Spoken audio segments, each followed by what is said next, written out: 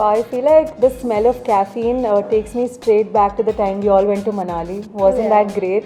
I mean, self-care, coffee, gossip sessions. I feel like it is a combo for a great adventure.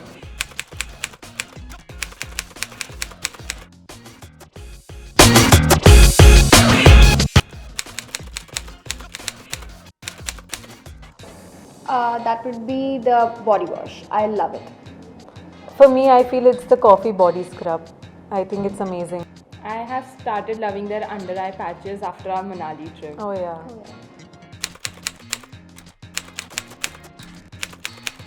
Do you guys remember that we actually used to make like coffee scrubs at home and use Oh it? yeah. Yes. But then now we have discovered this and we absolutely love it, right? Yes. Oh, remember that thing in Go? Oh, I don't think we can say it. Not at all. Because what stays, like happens in Goa stays in Goa. Yes. Well, that's the magic of these conversations, right? And it's all about the bond we share and the memories we create. Definitely. And a big thank you to mCaffiene for making this day extra special. Happy Friendship Day!